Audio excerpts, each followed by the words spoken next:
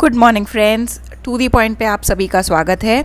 इस वीडियो में हम फाइनेंशियल मार्केट से रिलेटेड एक और कॉन्सेप्ट जिसको एक्सचेंज ट्रेडेड फंड्स कहते हैं उसको समझेंगे और पढ़ेंगे।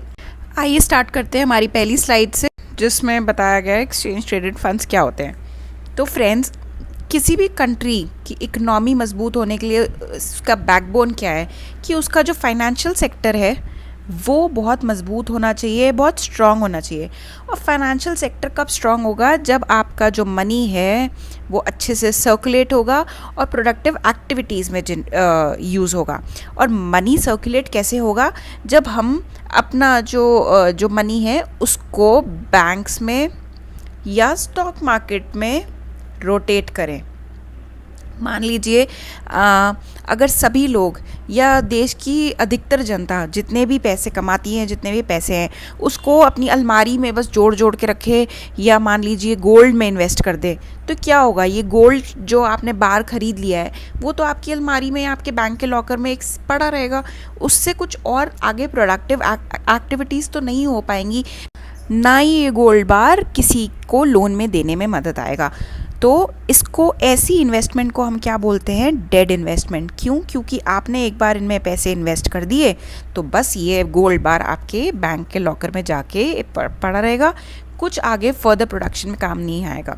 वेयर एज अगर आप आपका मनी बैंक्स में एज एफडी डिपॉजिट कराते हैं या सेविंग अकाउंट में डाल देते हैं या स्टॉक मार्केट में इन्वेस्ट कर देते हैं, तो इससे क्या हो रहा है? मान लीजिए अगर आपने अपने पैसे बैंक में एफडी के थ्रू डिपॉजिट करा दिए, तो बैंक्स इसी पैसों को यूज़ करके ही तो आगे लोन क्रिएट करते हैं, लोन एक्सटेंड करते हैं टू कॉर्पोरेट्स या इंडिविजुअल्स या जिसको भी लोन चाहिए। उससे क्या हो रहा है?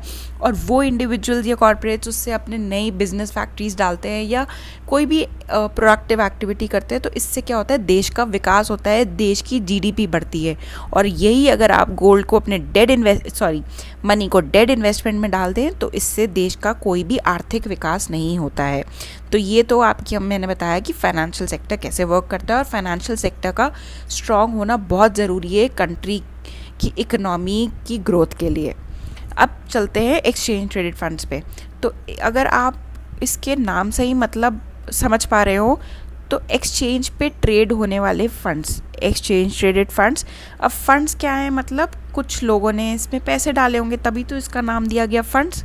तो ऐसे फंड्स जो किसी भी एक्सचेंज पे ट्रेड होते हों।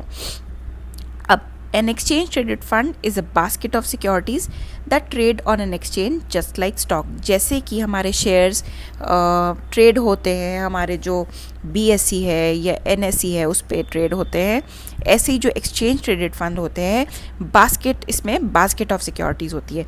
इसको अब ऐसे समझेंगे कि मान लीजिए जैसे एक रिलायंस का शेयर है, तो जब आप रिलायंस का शेयर खरीदते हैं तो आप उसी शेयर के ओनर बनेंगे ना। या अगर आप मान लीजिए एचडीएफसी का शेयर खरीद लेते हैं तो आप हाल फिलहाल ओनर बन जाते हैं एचडीएफसी के उतने पार्ट के जितने आपने उसके शेयर्स खरीदे। लेकिन एक्सचेंज ट्रेडेड फंड में क्या होता है? बास्केट ऑफ सिक्योरिटीज़ होती है। मान लीजिए कि आपने बैंक से रिलेटेड एक्सचेंज ट्रेडेड फंड में इन्वेस्ट किया, तो इसमें जो बास्केट ऑफ सिक्योरिटीज़ मतलब एक बास्केट में बहुत सारी अनेक प्रकार की सिक्योरिटीज़ होंगी। जैसे कि आपने किसी एक्सचेंज ट्रेडेड फंड में इन्वेस्ट किया जो कि बैंक की सिक्योरिटीज़ में डील करता है, तो मान लीजिए इस बास्केट में किस किस के शेयर्स होंगे? PNB, SBI, HDFC, yes bank. अब वो कितने भी शेयर्स की सिक्योरिटी हो सकती है। मान लीजिए अभी ये 4 शेयर्स हमने ले लेते हैं। An exchange traded fund is a basket of securities that trade on exchange just like stock. It reflects the composition of an index like BSE Sensex and its trading value is based on the net asset value of the underlying stocks. तो इस case में जो हमने एक trade fund बनाया था bank के stocks के ऊपर, तो जो हमारा जो ट्रेड फंड का वैल्यू है वो किस पे डिपेंड करेगा? इन 4 बैंक के शेयर प्राइजेस पे, ठीक है। और उसको हम क्या बोलते हैं? Net asset value of the underlying stocks. और इस केस में अंडरलाइंग स्टॉक्स क्या थे? ये 4 shares. ETF share price fluctuate all day as it is bought and sold, ठीक है। अब पूरे दिन क्योंकि ये ट्रेड हो रहे हैं स्टॉक एक्सचेंजेस पे, तो इसकी पूरे दिन वैल्यू फ्लक्चुएट करती है as compare to mutual funds, जिनकी वैल्यू रोज और डेली बेसिस पे फ्लक्चुएट नहीं होती है. An ETF can own hundreds or thousands of stocks across various industry, और it could be isolated to one particular industry. अब मान लीजिए आपको एक बास्केट बनाई, तो इस बास्केट में तो हमने देखा था सिर्फ बैंक से रिलेटेड स्टॉक्स है. अब मैंने दूसरी बास्केट बनाई, इसमें कुछ स्टॉक्स पावर सेक्टर से हैं, कुछ स्टॉक बैंकिंग सेक्टर से हैं, कुछ स्टॉक मेडिकल या फार्मा सेक्टर के हैं. तो ऐसा कोई हार्ड एंड फास्ट रूल नहीं है कि एक ही सेक्टर के स्टॉक्स होंगे. कोई भी मतलब आप कितनी भी अलग अलग सेक्टर के स्टॉक्स को लेके एक ट्रेड फंड बना सकते हो. एक बात ध्यान रखनी है, एक्सचेंज ट्रेडेड फंड हमेशा ट्रेड किए जाते हैं किसी ना किसी एक्सचेंज पे, तभी इन्हें एक्सचेंज ट्रेडेड फंड कहते हैं. और ये बात ज़रूरी नहीं है कि इसमें सिर्फ स्टॉक्स हो, हम इसमें बॉन्ड्स भी हो सकती हैं, इसमें इंडेक्सेस भी हो सकते हैं, और इसमें कमोडिटीज़ भी हो सकती हैं. इसको अब हम समझेंगे नेक्स्ट स्लाइड में. जैसे कि मैंने आपको बताया था कि आपको एक बास्केट बनानी है. अब वो हो सकती है किसी शेयर्स की, बॉन्ड्स की, कमोडिटीज़ की और इंडेक्सेस की. ठीक है, तो यूजुअली हम किस किस की बास्केट्स बनाते हैं, जैसे कि बॉन्ड की बना दी. तो फिर अगर हमारा जो ट्रेड फंड है वो अगर बॉन्ड से रिलेटेड है, तो उसमें जितने भी सिक्योरिटीज़ आएंगी वो बॉन्ड्स होंगे, उसमें शेयर्स नहीं होंगे. बॉन्ड्स का मतलब क्या होता है, जब भी देखिए एक कंपनी को अगर मनी रेज़ करना है तो उसके पास दो ऑप्शंस होते हैं. एक तो होता है वो शेयर इशू करे और दूसरा होता है बॉन्ड. ठीक है, अगर वो शेयर्स इशू करती है तो मतलब वो अपनी ओनरशिप डाइल्यूट कर रही है. और बॉन्ड इज़ व्हाट, एक तरीके का लोन होता है जो कंपनी लेती है. वो आम जनता से अगर वो लोन लेगी तो बदले में उसको अपने बॉन्ड पेपर देने पड़ेंगे कि मैंने 100% को इतने परसेंट से लोन लिया है और ये प्रिंसिपल अमाउंट था, और मैं 100 डेट को सारे अमाउंट रिफ़ंड कर दूंगा. तो ये क्या हो गया, बॉन्ड एक तरीका हो गया लोन रेज करने का कंपनीज के लिए. तो ये जो बॉन्ड ट्रेडेड फंड होगा, इसमें सारी बॉन्ड वाली सिक्योरिटीज़ होंगी. स्टॉक्स मैं आपको समझा चुकी हूँ. Foreign currencies, oil futures, gold bars, इन सब से रिलेटेड आप आपकी जो सिक्योरिटी बास्केट है वो बना सकते हैं. चलते हैं कि किस टाइप के ETFs इंडिया में अवेलेबल है, हम किस किस चीज़ों से रिलेटेड हम बास्केट बना सकते हैं. फर्स्ट इज इक्विटी, मैंने आपको समझाया, वो किसी भी सेक्टर से रिलेटेड हो सकती है, वन पर्टिकुलर सेक्टर और या फिर बहुत सारे सेक्टर्स से मिला के. डेट जो कि हो गया, बॉन्ड्स, कमोडिटीज़ हो गई. कमोडिटीज़ में क्या क्या आता है, for an example gold and silver.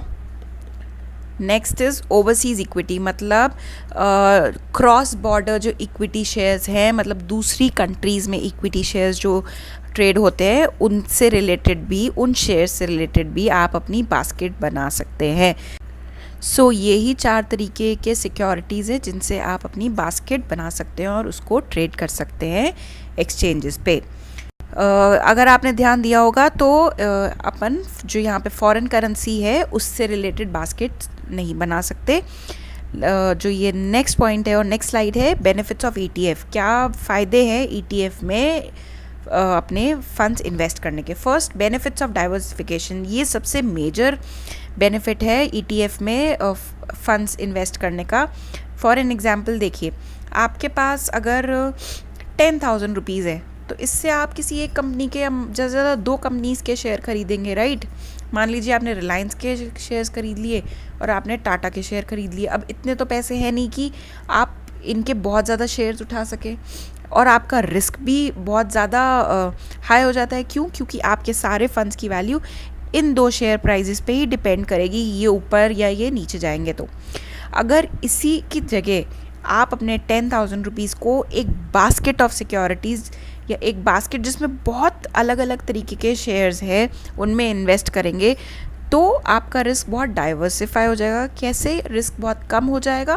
क्यों? क्योंकि कुछ ऐसा होगा, कुछ जैसे मान लीजिए इसमें 6 शेयर्स हैं, ठीक है, कुछ शेयर प्राइजेस ऊपर जाएंगे, मान लीजिए एक नीचे भी चला गया तो बाकी तो सब ऊपर थे, या 4 ऊपर, 4 का आज का जो स्टॉक प्राइस है वो ऊपर है, 2 नीचे, तो भी आप प्लस में ही हैं. क्यों? क्योंकि 4 का जो शेयर प्राइस है वो ऊपर है, तो आपका जो रिस्क है वो डाइवर्सिफाई हो जाता है। रादर देन पहले क्या हो रहा था, आपका रिस्क सारा इन 2 कंपनीज़ के शेयर प्राइस पे ही रिलेटेड था। अब आपने क्या किया, आपने अपने रिस्क को डाइवर्सिफाई कर दिया ये 6 स्टॉक्स के बीच में। इट प्रोवाइड्स लिक्विडिटी, कैसे, क्योंकि आप कभी भी एक्सचेंज पे किसी भी टाइम इसको ट्रेड करके अपने पैसे वापस रिकवर कर सकते हैं। प्रॉफिट होगा लॉस ये बात अलग है, लेकिन लिक्विडिटी ये बहुत 100% प्रोवाइड करता है, क्योंकि इसको आप एनी टाइम जाके एक्सचेंज पे बेच सकते हैं या ख़रीद सकते हैं। आपको लिक्विडिटी चाहिए तो डेफिनेटली आप बेचेंगे। So it provides you 100% liquidity.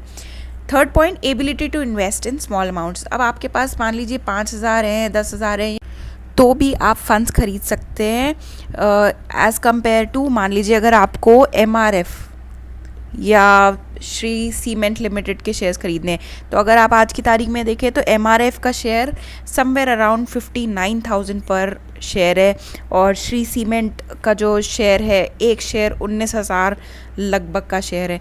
तो इतने पैसे आपको मिनिमम अरेंज करने पड़ेंगे MRF का एक शेयर खरीदने के लिए। और यही अगर आप इसको, अगर हमने MRF के शेयर से एक बास्केट है जिसमें MRF का भी शेयर है, तो आप बहुत लिमिटेड अमाउंट से या सेविंग से इस फंड को ख़रीद सकते हैं, रादर देन कि आप 59,000 रुपीज़ पहले अरेंज करें to buy 1 stock of MRF। तो इससे क्या फ़ायदा होता है ETF से कि आपके पास it provides you ability to invest in small amounts. बहुत छोटी सेविंग से भी आप फंड्स खरीद सकते हैं। सिंप्लिसिटी ऑफ ट्रांजैक्शन, बहुत सिंपल है ट्रांजैक्शन करना, कोई इसमें आपको किसी फंड मैनेजर की ज़रूरत नहीं है, आपको किसी ब्रोकर की ज़रूरत नहीं है। बस आप जाके किसी से कंसल्ट करके कि कौन से अच्छे फ़ंड हैं, उनके नाम पता कर सकते हैं, गूगल पे भी पता कर सकते हैं, और जाके वो फ़ंड एक बार में खरीद सकते हैं। रादर देन अगर आप इंडिविजुअली शेयर में इन्वेस्ट कर रहे हैं, तो आपको ध्यान रखना पड़ेगा कि आपका जो शेयर प्राइस है वो अचानक नीचे तो नहीं जा रहा, नीचे जा रहा है तो ऐसा कौन सा सही टाइम है कि हम बेच दें और एग्ज़िट कर दें मार्केट से। इसमें तो आपके फंड्स और आपका अमाउंट सेव रहता है, क्योंकि ये एकदम से ही पूरा, इवन इफ़ मार्केट क्रैश हो जाए तो फ़ंड की वैल्यू एकदम ज़ीरो नहीं हो जाती, क्योंकि कुछ स्टॉक्स इसमें फिर भी ऐसे होते हैं जो मार्केट गिरने पे भी अपवर्ड पोजीशन में ही होते हैं, मतलब उनका प्राइस तब भी नीचे नहीं गिरता। तो इस वजह से इसमें सिंप्लिसिटी ऑफ ट्रांजैक्शन भी रहती है। सो ये 4 मेजर पॉइंट्स थे जो आपको बेनिफिट्स प्रोवाइड करता है अगर आप अपने पैसे ETF में इन्वेस्ट करते हैं। तो लास्ट पॉइंट है भारत 22 ETF। ये आजकल बहुत न्यूज़ में है, इसलिए मैंने सोचा कि इसके बारे में भी आपको अपडेट कर दूं। तो भारत 22 ETF क्या है? ये गवर्नमेंट ऑफ इंडिया द्वारा लॉन्च किया गया एक्सचेंज ट्रेडेड फंड है, और इसमें जैसे कि ये फिगर बता रहा है, इसमें 22 गवर्नमेंट सेक्टर कंपनीज़ के शेयर्स है, और ये ऐसी गवर्नमेंट कंपनीज़ है जिसमें गवर्नमेंट प्लान कर रही है आने वाले समय में डिसइन्वेस्टमेंट करने का, मतलब अपने जो शेयर्स हैं उसको इंडिविजुअल्स या प्राइवेट सेक्टर या आम जनता के हाथ में देने की सोच रही है। सो भारत 22 इज़ एन ETF, और इसमें जो इन्होंने बास्केट बनाई है उसमें 22 कंपनी के शेयर्स होंगे, और वो कौन सी कंपनीज होंगी?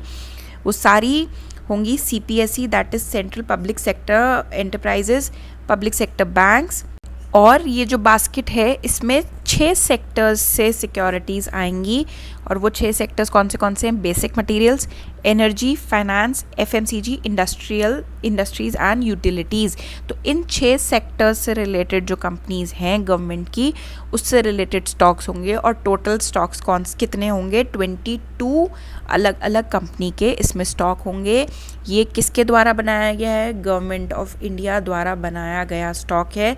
और क्यों बनाया गया है? क्योंकि गवर्नमेंट डिसइन्वेस्टमेंट करना चाहती है कुछ कंपनीज़ में, तो उन्होंने ये तरीका अपनाया कि हम क्यों ना एक एक्सचेंज ट्रेडेड फंड बनाएं और इस तरीके से अपने डिसइन्वेस्टमेंट प्रोसेस को कैरी ऑन करें। तो जैसे कि आप ये पढ़ भी सकते हैं, एक छोटा सा न्यूज़ क्लिप मैंने इसमें डाला है, पावर ऑफ 22, ये the new ETF is another tool to raise 72,500 crore budgeted through disinvestment. Government का इतना ये टारगेट है कि इतने पैसे हमने रेज़ करने हैं थ्रू डिसइन्वेस्टमेंट, और डिसइन्वेस्टमेंट के लिए उन्होंने क्या तरीका अपनाया, एक्सचेंज ट्रेडेड फंड्स का। और इसमें कंपनीज़ मैंने आपको बताई ही हैं कौन से कहाँ से आएंगी, और कुछ कंपनीज़ के नाम भी दिए गए जैसे ONGC, IOC, PPCL, ये कौन से सेक्टर से हो गई, एनर्जी सेक्टर से हो गई। FMCG से ये जो था यहाँ से ITC को ले रहे हैं, इंडस्ट्रियल्स जो ये था, ये अलग अलग आप इसको एक बार गो थ्रू कर सकते हैं। सो फ्रेंड्स, आई होप आपको क्लियर हो गया होगा कि एक्सचेंज ट्रेडेड फंड्स क्या होते हैं। ऐसे फंड्स जिनको हम एक्सचेंज पे ट्रेड कर सकते हैं। और ये फंड्स कैसे बनते हैं, इसमें हम अलग अलग कंपनी की सिक्योरिटीज़ या बॉन्ड्स या कमोडिटीज़ लेते हैं, और इस फंड की वैल्यू उन शेयर्स या स्टॉक प्राइजेस पे या कमोडिटी प्राइजेस पे डिपेंड करती है। एक्सचेंज ट्रेडेड फंड्स के फ़ायदे भी मैं आपको समझा चुकी हूँ। Simplicity of transaction, liquidity, diversification of risk, ये इसके कुछ मेजर फ़ायदे हैं। आई होप ये सब पॉइंट्स आपको अच्छे से क्लियर हो गए होंगे। और गवर्नमेंट का जो अपकमिंग एक्सचेंज ट्रेडेड फंड है जो है Bharat 22 ETF। So friends, this is all for the today's video. एक बार फिर से आप इसको रिवाइज़ कर लीजिएगा वीडियो ख़त्म होने के बाद। Keep wising, stay fit, stay at home. Thank you so much.